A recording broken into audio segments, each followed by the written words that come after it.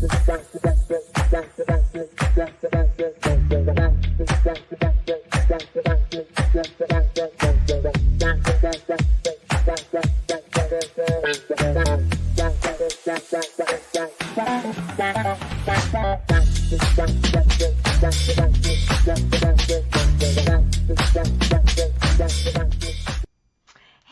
there, Jyotsna here, and my students like to call me Coach Joe. I'm an independent educational consultant and an academics coach. I also help with study skills and school performance for high school students.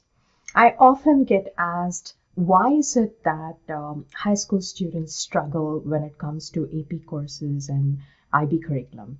There have been many times where I'm invited to speak to the teacher to understand as to why the student is not performing to their best level. They start off very well in the elementary school. They do pretty good in middle school. But when it comes to high school, they sort of have a dip in their grades.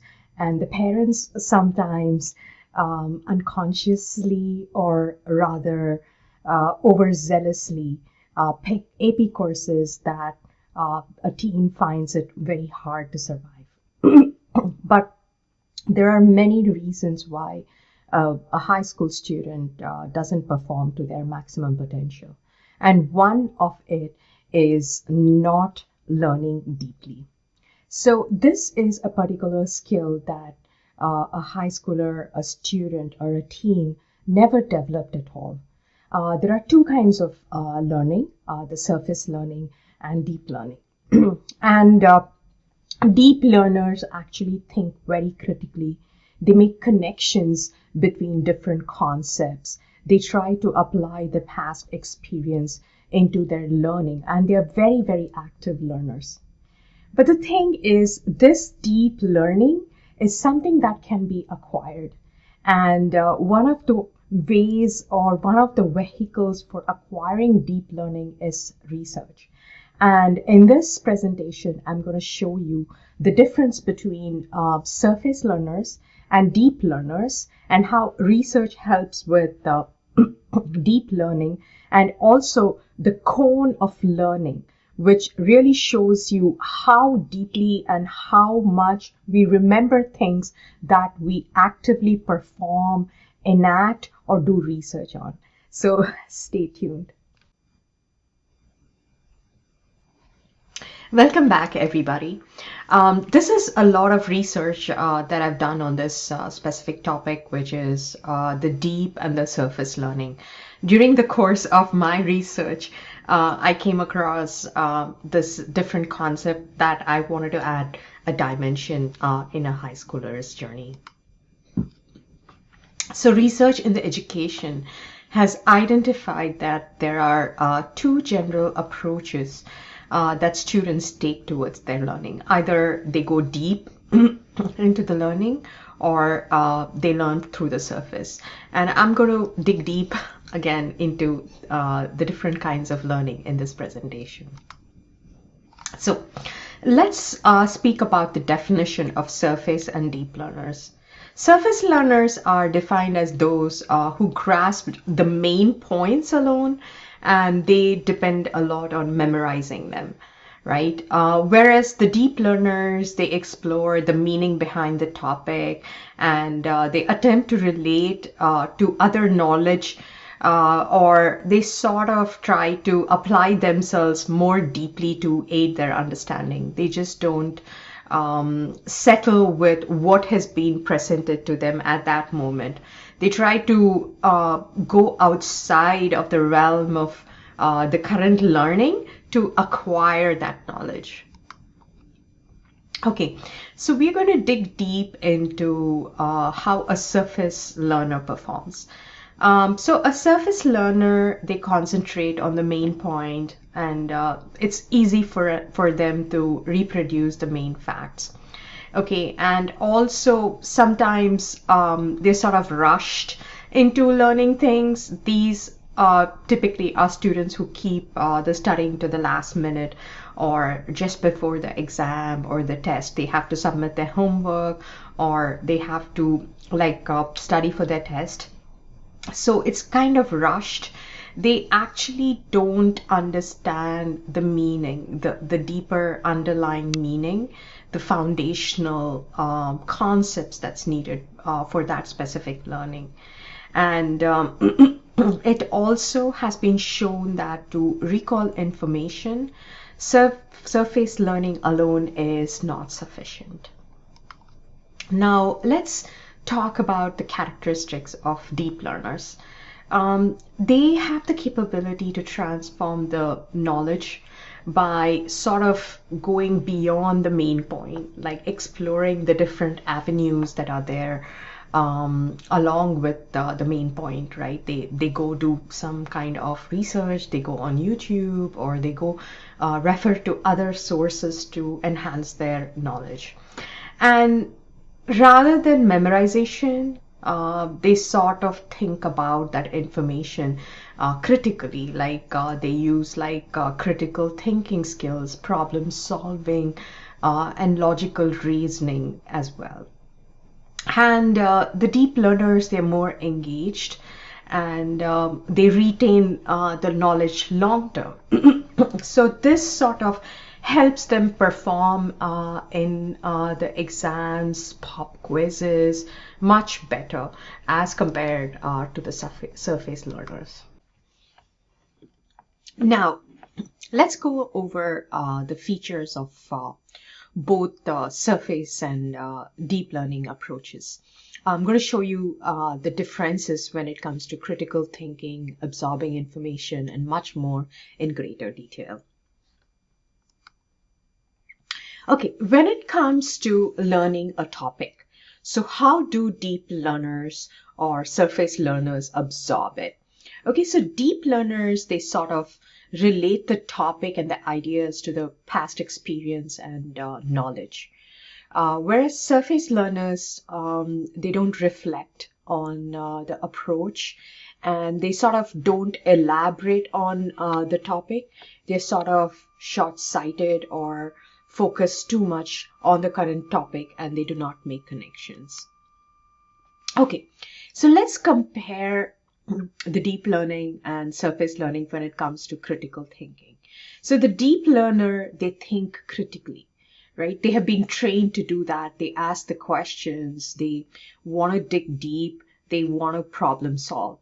Whereas surface learners, they make no interaction with the content or the ideas when it comes to critical thinking. Okay, next, how do they absorb information? Okay, so deep learners, they tie in information from different sources. They sort of investigate the different sources that are available. Whereas surface learners, they concentrate mostly by memorization, right? They don't like sort of dwell deeper into a topic. And this becomes a problem when they are exposed to advanced topics like honors and AP courses. So I constantly keep hearing that, oh, this is just a semester where my student did not perform good. But I sometimes I'm able to gauge it based on their like the test scores and the performance in a subject as to whether they are deep learners or surface learners. Okay, next it comes to argument. Argument is not the literal arguing, it is actually a problem, right? How do they approach a problem that is given to them? Especially when it comes to like calculus or free range questions that most high school students struggle with, which is very a critical part of an AP course, a college level course, is the free range questions that are there.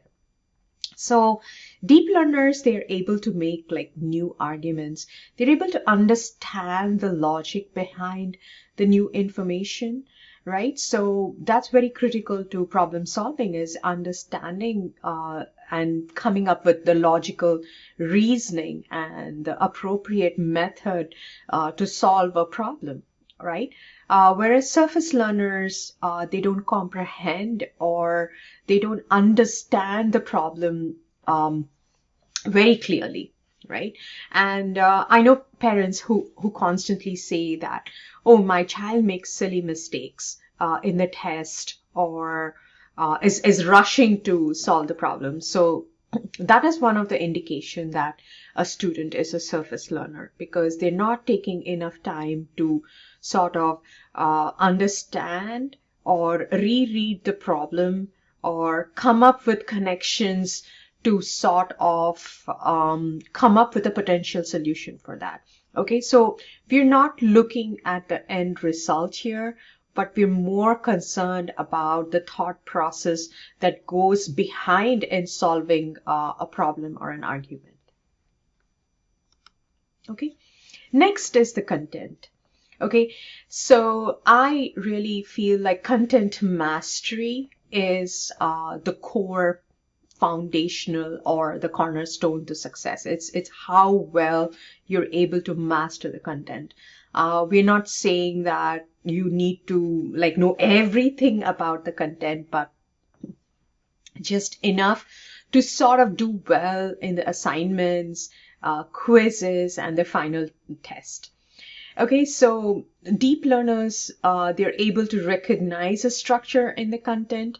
Again, I would say like making connections with the different content that is there, like the logical positioning of the contents, right? Why it is arranged the way it is arranged, or why is it delivered, the content that is there. What was the content that was taught before, which would be a prerequisite for the current content, and how the current content is going to help with the future of the thing.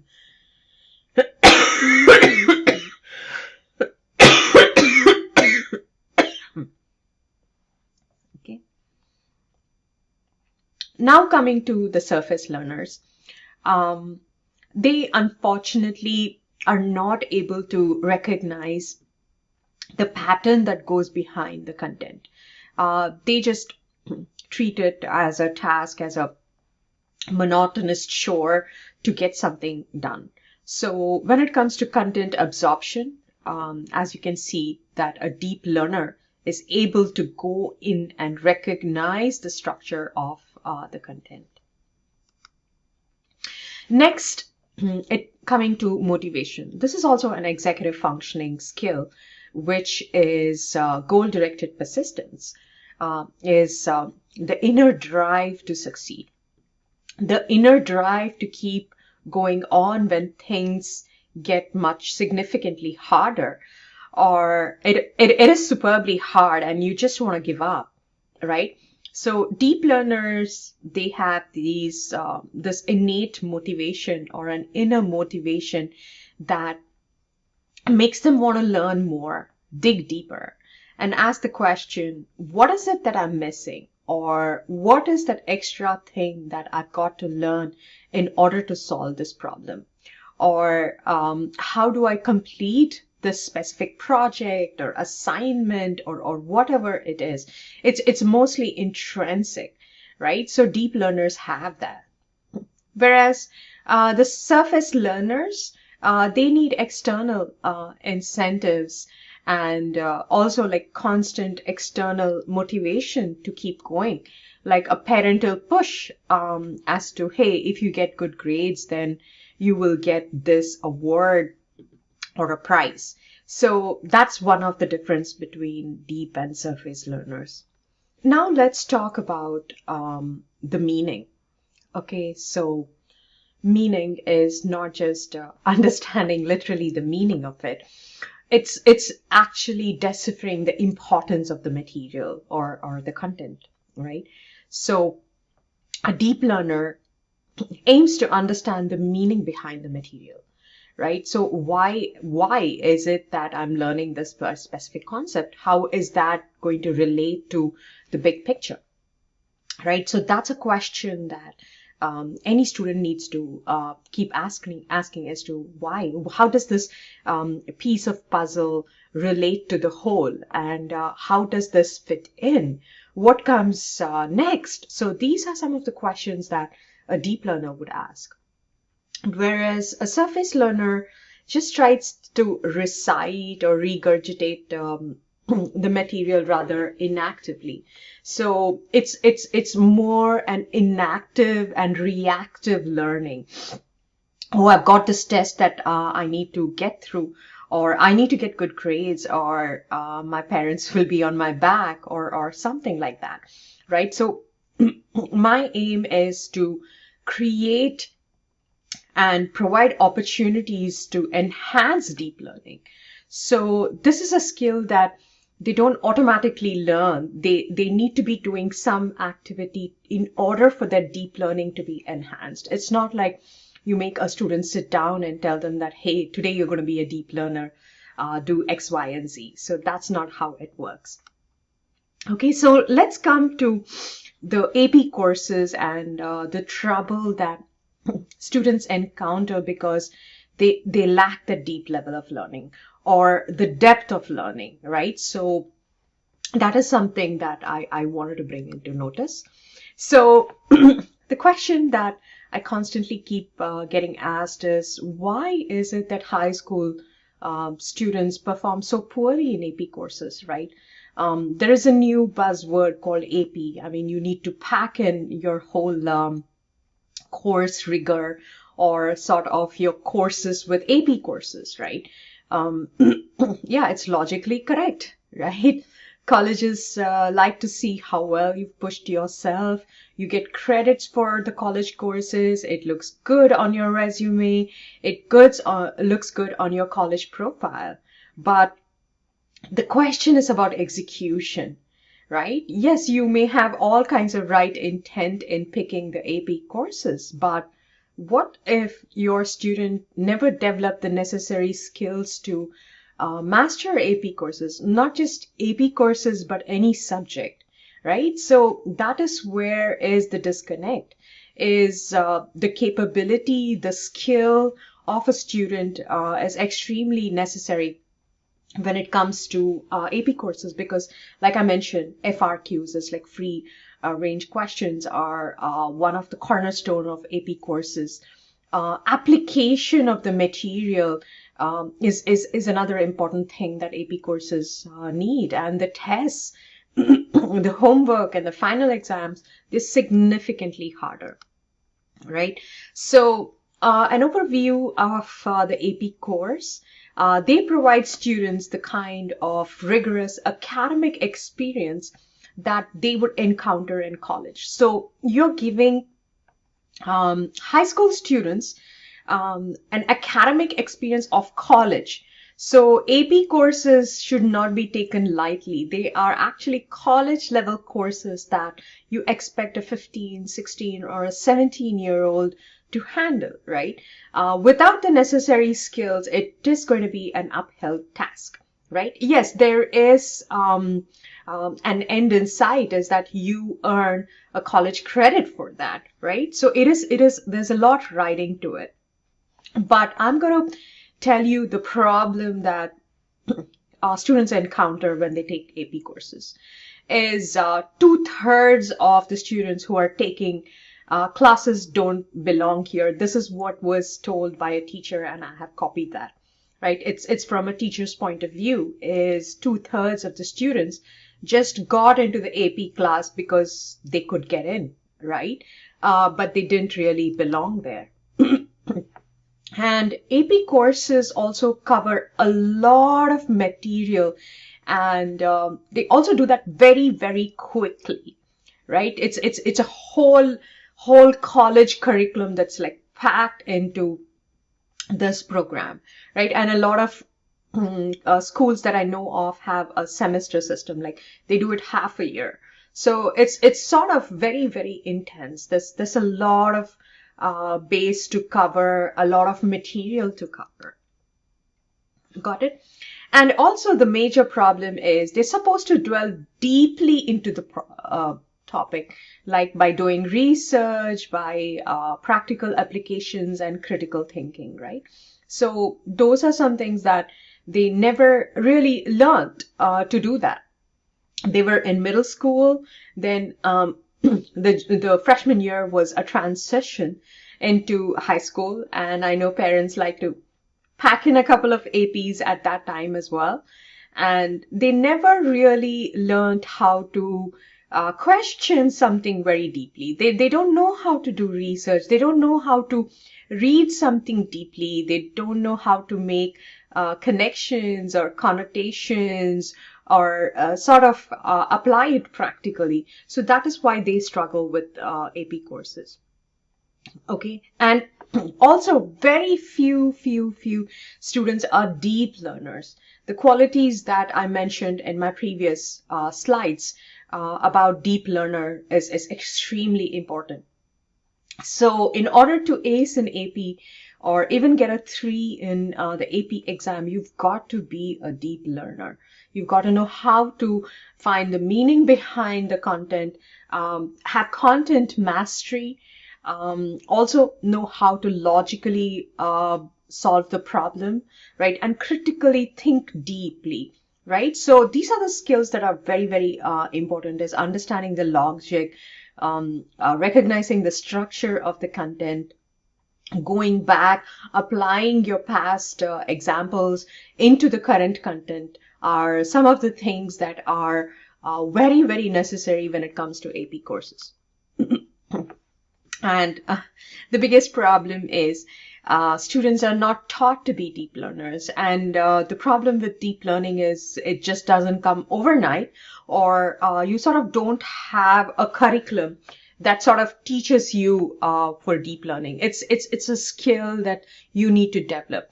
And students rarely develop the skill when they don't have an opportunity to do that, right? Like when it's a very normal human tendency is we pick a skill when it's absolutely necessary, okay? And you don't use a specific skill, it dies, right? So why would anybody learn a skill if it's not been ingrained or taught, right? So that's another problem that high schoolers encounter.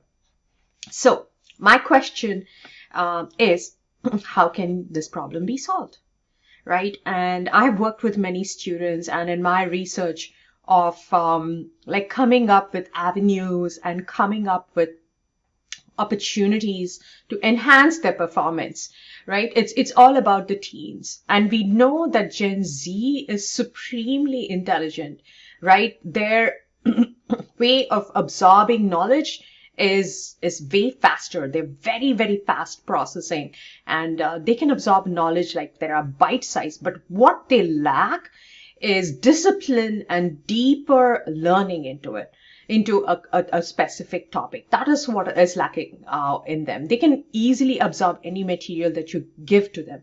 But when it comes to like investigating and going beneath the surface of what is shown here, that's where they lack that skill. And that is the skill that you need to be providing. Otherwise, you're going to keep seeing this pattern repeating of you as parents trying to pack a student's schedule with AP courses and not giving them the necessary skills needed to sort of survive, not just survive, but ace in AP courses. Okay.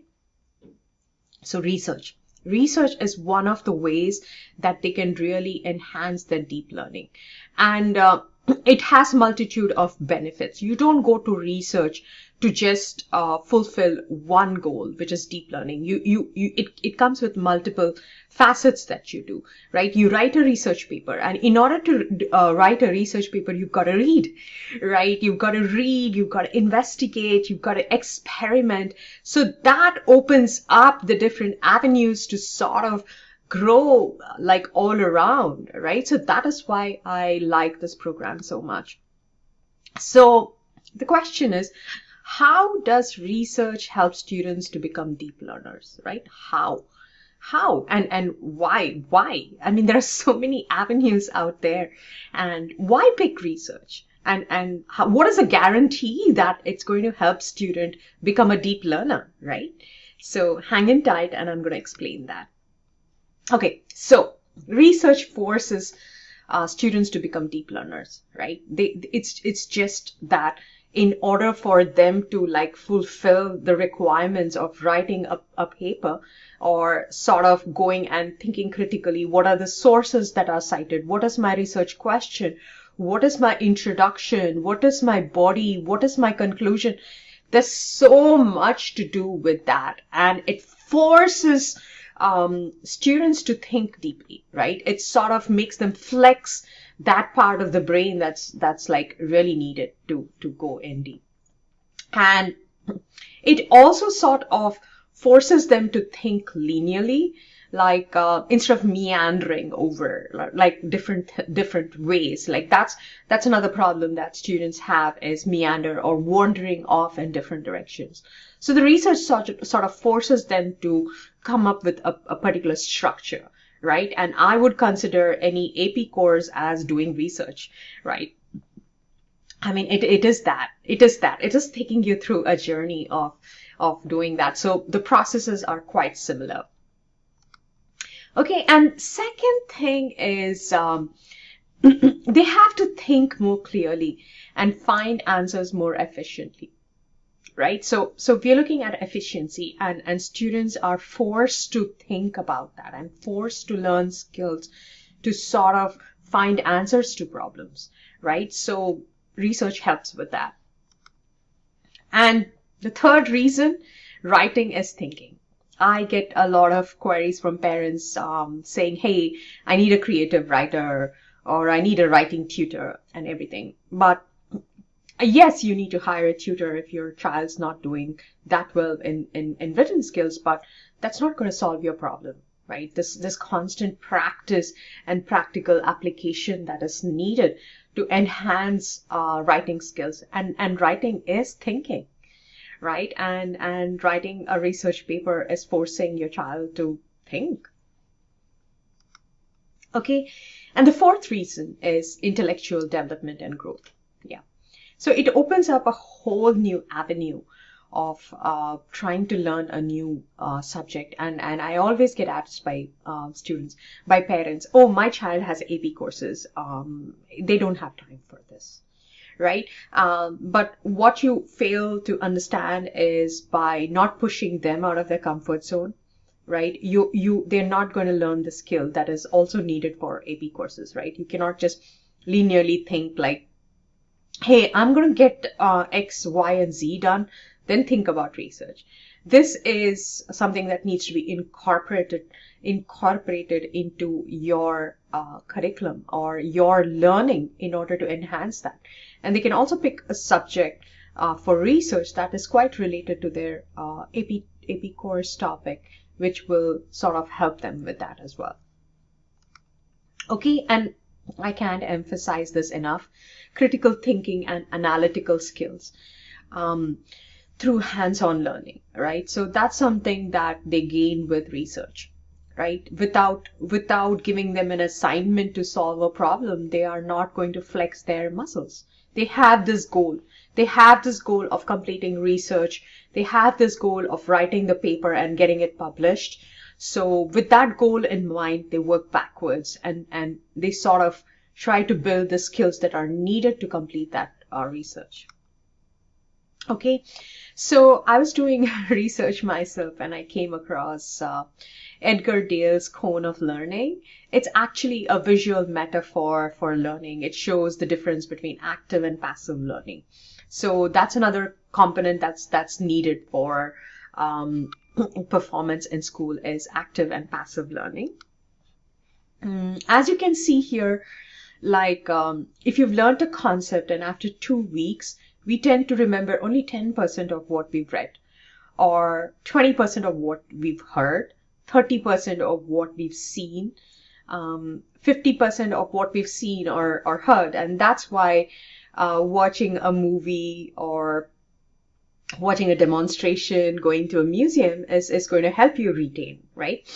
And 70% of it you sort of remember if you've been in a discussion or a debate, right? So you retain 70% of it, but 90% of it is sort of retained when you've simulated the actual experience, or you're doing the real thing. So research like falls into the 90% category. It helps with active learning. So when you're doing research, you are able to recollect what you learned and what you actually did research with. My older son did research on blockchain cryptocurrency. I can even now go and ask him certain things about cryptocurrency, and he will be able to recollect and tell me certain concepts about it. Or for that instance, my younger son did research on CTE, the brain damage. So he can recite certain numbers or data that he learned and did research with.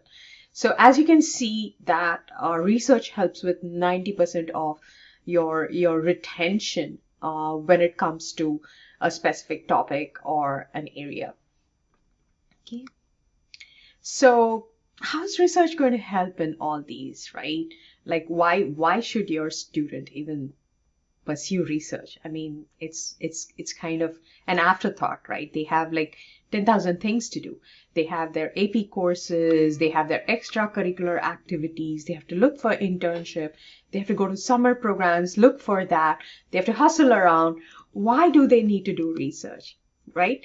So yeah, active learning is one of them. Basically, you're combining all your senses while doing research. And like I mentioned before, you increase your capacity to learn and comprehend by 90%, right? Who wouldn't want that, right? So that is what research is going to help you with. And of course, being an active and a passive learner, it makes you more of an active learner to retain everything that you're learning. So I get asked a lot of questions. You know what? I will put off research to summer because that's when my child is going to have time. So what happens in summer? In summer, your concentration is short, right? You have a holiday, you have a vacation, you're at home, the discipline is gone. Poof, you're not in school. So your output is way significantly lower, right? With summer, you have a vacation plan, you're not in the mood, you wake up late, you eat junk food, you just don't have the energy to do research at that time. And spring, of course, anytime is pretty good. And I see a lot of parents being very sort of like they are sort of afraid that it's going to interfere with their learning in school, which is like their AP deliverables and everything. But actually doing research anytime is going to help them, is going to invigorate them, is going to like sort of help them follow the passion and talent. So deeper understanding, like I mentioned, research helps dig deeper, like becoming a subject matter expert is not an overnight thing. It takes a significant amount of time, and without putting in that time and effort, you're not going to be able to perform at your peak, no matter what. So the timing is always right to do research, and I would suggest not putting off with doing research to another time or anything. Weave it into your educational deliverables for success.